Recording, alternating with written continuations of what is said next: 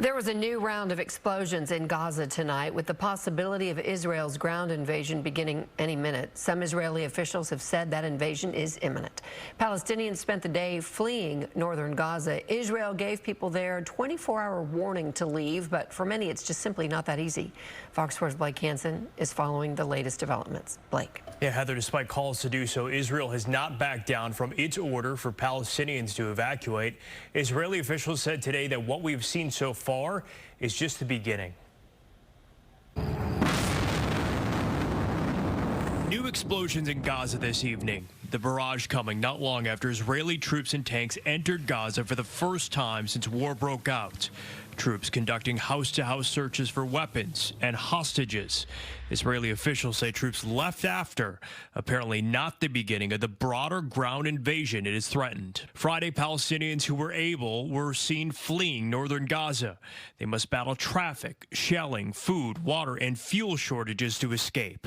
This after Israel warned the 1.1 million people who live there must evacuate to the south to avoid being caught up in its ground invasion. Meanwhile, Hamas has told residents to stay put. They threw down leaflets saying everyone has to leave.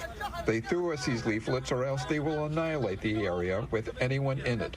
What did the women do to be terrorized like this? Israel says it will try to avoid further civilian casualties. We don't want to harm them. The camouflage of the terrorists is the civil population. Therefore, we need to separate them. The United Nations warned that the rapid and mass evacuation could have devastating humanitarian consequences. President Biden addressed the concerns while speaking in Philadelphia. We can't lose sight of the fact that the overwhelming majority of Palestinians had nothing to do with Hamas and Hamas's appalling attacks, and they're suffering as a result as well. Meanwhile, new video is emerging from Hamas's massacre at a music festival that left more than 260 dead. Body-worn camera footage shows militants firing indiscriminately into porta potties. It says more stories emerge from loved ones of those held hostage. I told them to come back alive because they're innocent and laughing, and they didn't do anything, just innocent. There are local media reports that some of those Israeli raids today uncovered remains and belongings of some of those who have been missing.